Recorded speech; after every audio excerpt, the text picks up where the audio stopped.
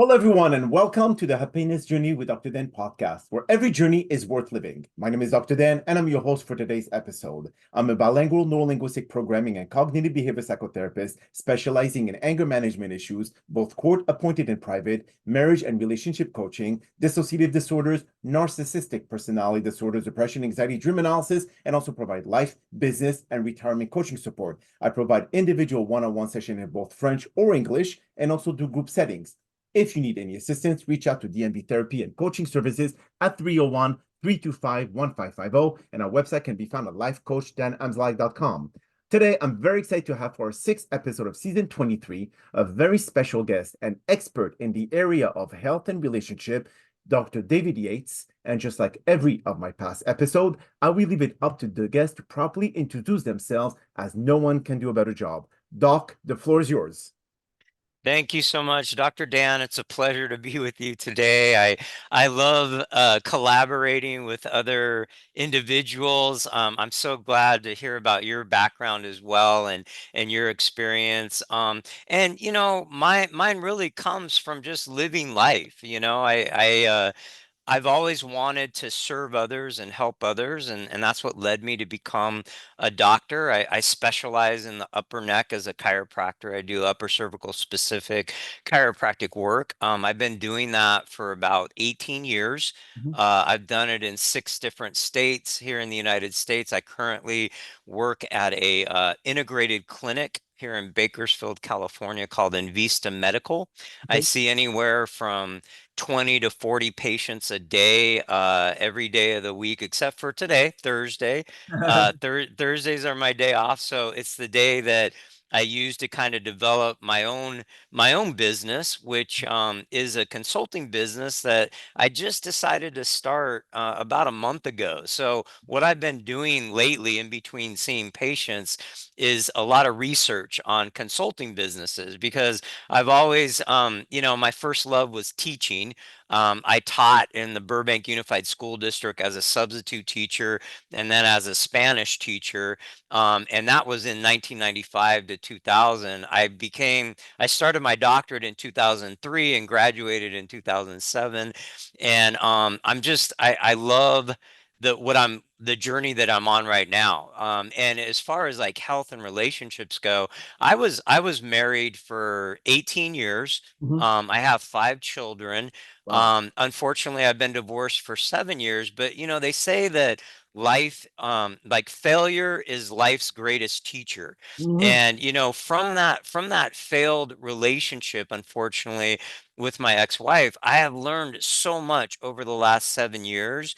And that's one of the reasons why I wanted to go into consulting and just share with people what I've learned about relationships. And I can go into the detail of that if you want to, but I know this is just kind of an introduction. Yes. Really, my introduction as Dr. David Yates is that it's an ongoing story. I'm learning every day Mhm. and wanting to share what I learn with people every day as a doctor and as a human being going through life's journey. Beautiful. Well, Dr. David, thank you so much for being here today because, like I said, I love inviting people and professionals just like yourself to be able to enlighten close to 1.6 million listeners on this podcast. So I'm very, very glad to have you on. And yes, this was just a quick introduction of who you are, but we're going to go into the question and answer format, which people love the most because this is more of a genuine interaction between the guest and the host. So first and foremost, would you say, based on your own opinion, that the mind can cure and heal most of the physical illness in someone's body? I would agree with that 100%. The placebo effect has been well documented and well researched when it comes to healthcare, and the mind has such a powerful um, influence over our physiology, and I see it all the time. And I pointed out to my patients as well that it's such an important part of healing. And the mind itself is connected to the rest of the body through our nervous system, through our spinal cord, our brainstem, and that's probably the biggest reason why I decided to specialize in the upper neck. As I looked at the anatomy and the physiology of the body as I was becoming a doctor, I'm like, you know what? I need to focus in this area, because not only is, when it comes to our spine and the vertebra that actually protect the spinal cord, the most unstable part of the entire spine is in the upper neck at atlas and axis, the top two bones in our neck.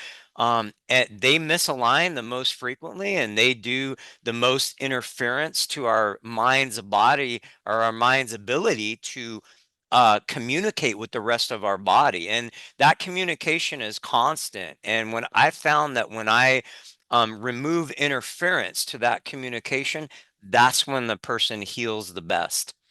Wow, but those who actually are listening and may say to themselves, "Well, I've been stage three cancer diagnosed, and can the brain actually go, or the mind can actually go and find a way to heal, and for the patient not to go through the heavy toxic of chemotherapy or radiation or anything of that sort?"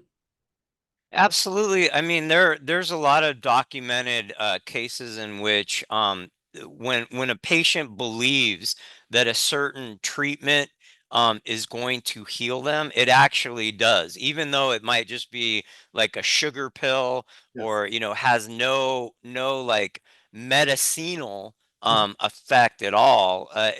Just them believing that the treatment or the medication um or this therapy is going to heal, that is all basically the body needs, is that belief.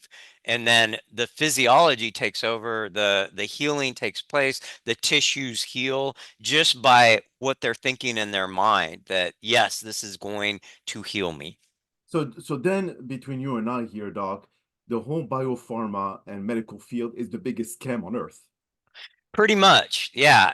I mean, it's unfortunate that the pharmaceutical industry, they only care about profits. Really, their marketing plan is to keep sick people sick, Yes. because then they'll use their product, but their product only treats symptoms. It's toxic.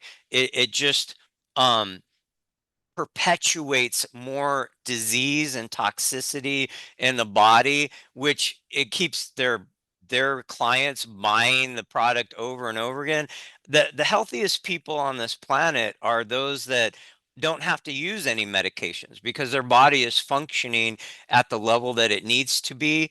And that's because they have no interference to their nervous system. And that's what I've been doing for the last 18 years, is providing that for patients and allowing them to watch their body heal as the communication is improved brain to cell. That's really spectacular there, Doc. But then, okay, so let's tackle the mental illnesses. I mean, if you look at the DSM-5 and you look at all the different issues that are out there, those dealing with borderline personality, bipolar 1, bipolar 2, Hmm. and all of the others, can the mind actually make the individual believe that they no longer have a mental illness? I mean, it's kind of, I mean, someone with schizophrenia, it's not from, even if they're positive and they follow the laws of attraction and so on and so forth, and they believe that they're healthy, but if there's a chemical imbalance in the brain, there's nothing to be able to avoid that. The medication is definitely necessary for them to be able to live a stable life. So that's a great question. I'm glad that we're talking about this, because mental illness is a huge issue, and has been even more so since the pandemic. But what it comes down, it's the perfect storm. Really, it's both physical and mental as well. Because what I found as a doctor, and a lot of people don't know this about chiropractic and its history, but the developer of chiropractic, BJ Palmer, he bought a mental hospital way back, and this is in like the 1930s. Okay, and I think it was Clearview Mental Hospital, and he bought this hospital, and what he did is he implemented upper cervical specific chiropractic in this hospital, and all the patients that were dealing with schizophrenia, bipolarness, they would all receive upper cervical specific chiropractic care. And he did specific studies, and kept specific notes, and how these patients responded. And just by providing this care for these patients, they recovered from these horrible mental illnesses like schizophrenia, bipolarness, because and really it really came down to their body being able to communicate properly with itself and regulate itself properly and balance out the hormones itself. See, what people don't understand is that health has to do with two things: function and structure. Okay, when you're receiving upper cervical specific chiropractic care, you're correcting both structure and improving function. And so it takes the body to a different level. Sure, somebody who has a strong mind can only go so far with that mind if there's interference to their body's function. And where that occurs most frequently is in the upper neck. And I've seen it as well. I mean, unfortunately, I haven't been able to take care of as many patients as BJ Palmer did in this clinic back in the 1930s, because most people don't go to a chiropractor for mental illness, right? They don't make the connection between that interference of communication in their body affecting their mental well-being. But there's been functional MRIs done that have shown that when a patient receives a very specific correction in their upper neck to atlas or axis, that it actually improves brain function. It improves the efficiency of the brain in communicating left and right hemisphere. And there's been other studies, not enough. I mean, we as practitioners, we're not researchers. We don't get the funding that the pharmaceutical industry, from the pharmaceutical industry to do research, because we're not selling medications and we're not promoting medications. We're just promoting the body healing itself. So we lack a lot of research in that area, but a lot of people aren't aware of that history of chiropractic and how very specifically adjusting the upper neck can resolve things like schizophrenia and bipolarness. Well, that's really spectacular because you just said something very interesting there, Doc, is that anything that address holistic approach to be able to heal people, this is when they lack a lot of money to be able to fund those research that will kind of enable people to go in more natural route versus having to pop pills and damaging other organs inside their body. And as we mentioned earlier, we see more and more people just depending on their doctors, their knowing that they're gonna just pop pills, and they just go blindly instead of being their own advocate and researching about what is a better alternative. They just go blindly to the doctor. Okay, let me have those pills and let me kill my liver.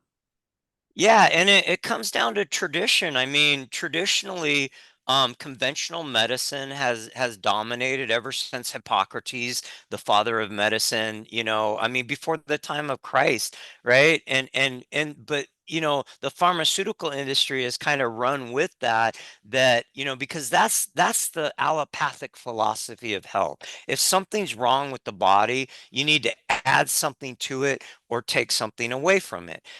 Add a chemical to it, which would be the medication, or take something away from it, cut something out of it, which would be the surgeries that conventional medicine does.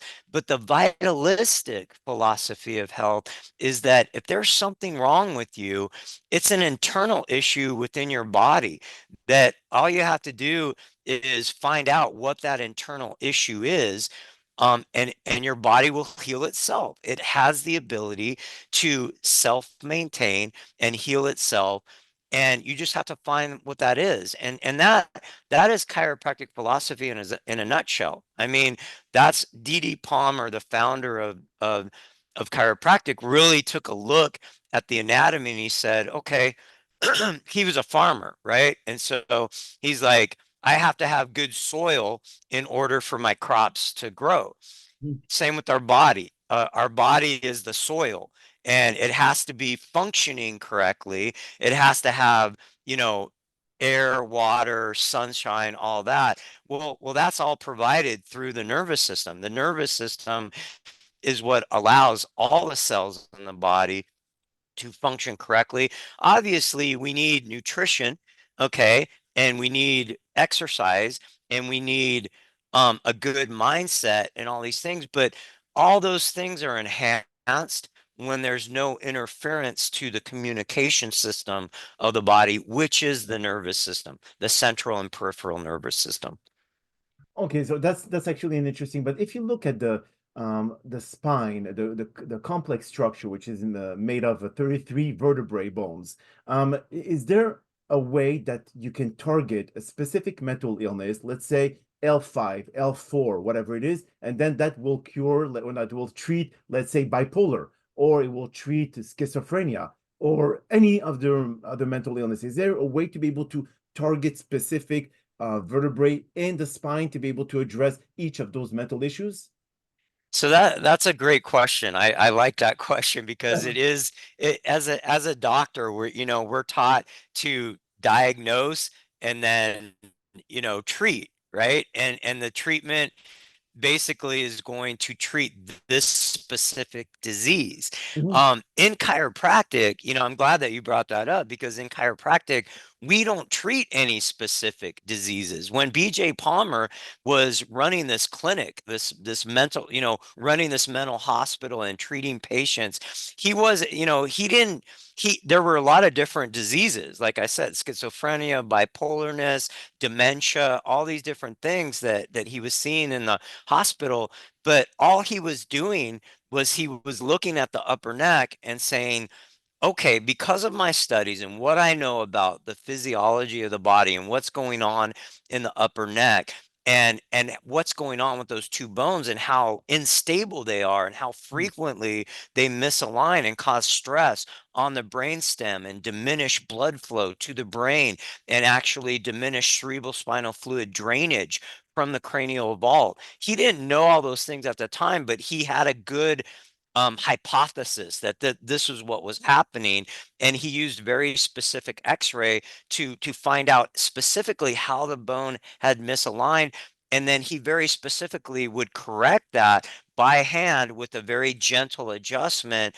And see, that is the key, is that to answer your question, you have to look to the upper neck because down at L4, L5, like in your core area, I mean, neurologically, the cord itself is not very, it's not very large diametrically, right? And so when vertebra misalign down there, they can affect peripheral nerves and cause things like sciatica and stuff like that. But that's only one of the causes of that particular disease. What I found is that when it comes to the um, the upper neck, what you have going on up there is the control of involuntary muscles, like deep muscles that you don't have any control over when they contract or relax. And so, from a musculoskeletal standpoint, if you want really to affect all the muscles of the body, you're going to have to address the upper neck. Now, when it comes to mental illness, like I said, there's when you have what we call an atlas subluxation, a misalignment of the two top bones in the neck, either atlas or axis. What you have is diminishment or ischemia, blood flow to the brain. Okay, so how does that affect the cells? You also, what you have is you have the brainstem is directly connected to the pituitary gland, which is the master gland for hormones, right? And so there's a direct connection there. So that's all affected as well, not to mention the toxicity that is drained from the cranial vault when there's cerebral spinal fluid drainage. But all of that is affected when you have an upper cervical subluxation. So if you really want to be able to address any type of disease, okay, you have to address the upper neck and adjust it very specifically and then let the body heal itself. That's all we're doing. Whoa, that's definitely something that people will scratch their forehead listening to this. So basically, if we focus our energy on the C1 and C2, this will Hmm. to address more of the mental illness section, or does this mostly deal with muscle atrophy or anything that has to do with the speaking or breathing ability? Yeah, everything's connected. Your respiratory centers, your cardiovascular centers, your digestive centers, and all involuntary muscle contraction is controlled in the brainstem. And the brainstem is protected by the atlas and axis. Below C2 is what you have is spinal cord. Okay. And so that's why those two bones are so important to address and be assessed. And I've, like I said, I've been doing this for 18 years, Dr. Dan, Mhm. and I've found that if I just very specifically adjust those two bones, everything else just kind of resolves itself in the body, with time, because healing takes time. Yeah. And unfortunately, we live in a society where we don't have a lot of patience, and so I have to constantly be reminding my patients that, hey, you've already seen a change in your body. You already know that what I've done has made a positive change in your body. Now it's just being patient and letting the body heal. And the body's hierarchy of healing is as such. And I'm always reminding my patients of this. Number one, your body's first priority is survival. It's going to address things that are a threat to your survival, like heart disease, cancer. It's going to rid the body of those things first and work on those things first, because your body's very intelligent. It knows that those things are a threat to your survival. Second, it will work on nuisances, such as this like nagging pain that I've had, for years. It will work on that second. And then third, it will prevent disease. That is the hierarchy of the body. Once I get quote unquote a person's head on straight, because that's what I'm always teasing about my patients, is I said, well, now that I've got your head on straight, your body can heal. Yes. And that's really what I'm doing, very gently, with my very specific gentle adjustment to their atlas or axis. Well, So that's, I could continue on talking about the whole body and the physiology. for sure. But obviously, I mean, this podcast is not 3 hour long, and plus, we will not be Right. attention, especially if we use too many medical terms. Right. Let's talk about okay. So we talked about the mental, I would say, mental health condition. So when it comes to relationship, which is another sector that you're really an expert on, people who are dealing with having trouble with interacting with others. So let's say, for example, in a relationship between a narcissistic person, and I'm not sure if really chiropractic services can actually heal someone with narcissistic behavior due to the fact that there's a hormonal imbalance, and there's a hormone called vasopressin that is lacking in production in their brain that enables them to be able to have that empathy towards others. So I'm not sure if chiropractic services can actually heal someone with lack of empathy. I'm not sure exactly if any C1, C2, L5, whatever it is, can actually cure that. But if we go into the relationship aspect of things, is there a way that people can actually develop more feelings towards others and create a better environment to how to interact with other people?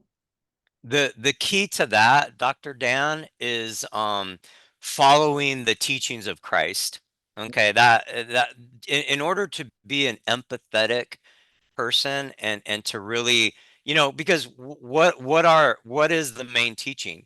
Love God, love your neighbor. Mhm. Okay. Now, I found in my life that as I've followed the teachings of Christ in my life, and as I've read scripture and applied scripture, and my favorite, and if you're listeners, it doesn't matter if you believe in God or not. Everyone should read chapter 7 of Matthew in the New Testament. That to me, is the most important chapter in all of Scripture. Matthew chapter 7, New Testament, King James Version. What I love about that chapter is that Christ is teaching the people on the Sermon on the Mount, and he goes into basically what a guide to our life, like how to treat other people and how that can help yourself. Mm. Okay. And so when it comes to things like narcissism and empathy and things like that, upper cervical specific chiropractic can help balance hormones in the body. But once again, it's a mindset. Okay, when it comes to relationships, uh or anything really, it comes back to our mind. And what are our thoughts? What are our where is our centerness? Okay, if you love God and you learn about God, you learn to love yourself, because God is love. Mhm. Okay, God is the perfect example of how to have a perfect relationship with another person. If we live our lives according to how God lived his, and we study his life and what he did, he went around doing good. He went around loving people by doing service, healing them, having conversations with them where he would listen, and then he would teach in a way in which they understood, using parables, relating their surroundings to what he was trying, and he taught principles. And principles are what his gospel is made up of. Faith is a principle. It's a belief in something that is true, that is not seen. Well, it is synonymous with trust, and trust is the linchpin of any relationship. Right. If you do not trust somebody and they do not trust you, guess what, Dr. Dan? There's not going to be any communication. And if there's no communication, you don't have any relationship. Okay, you can't overcome problems like, oh, I don't like what this way that you're acting, or I don't like how you reacted like that. And then, and I could go on and on about this. There's really like six different elements. Yeah. um But First, we have limited and time, but we do have limited time. yeah. So let's just leave it at that. Yeah. It comes down to learning about God, implementing, his life into your life, loving yourself, trust leads to communication, and communication is what leads to a great relationship. Well, Dave, like I said, we could go on with this and that, but we only We have. could, yeah. But on that note, Dave, thank you so much for being a part of the today's podcast. I really appreciate you taking the time out of your busy schedule to join us, and thank you again for participating and inspiring our many listeners with your incredible knowledge in the field of mental health. Now, we hope that you've enjoyed today's episode, and I'm also very excited about the many upcoming guests that we have scheduled for season 23 of the Happiness Journey podcast, filled with inspirational stories just like the one that you listened today. Now, here are some concluding words of wisdom. Lack of knowledge breeds confusion and fear, leading to mental and emotional distress. This turmoil can manifest physically, draining our vitality and disrupting our spiritual well being. To discern truth, we must seek wisdom from reliable sources, question assumption, and listen to our inner guidance. Truth resonates with clarity and peace, while falsehood creates doubt and unease. By pursuing knowledge with an open heart and mind, we strengthen our mental, emotional, physical, and spiritual health, aligning ourselves with the truth that heals and empowers us. My name is Dr. Dan Amzallag, and you may all keep pursuing your amazing journey in life.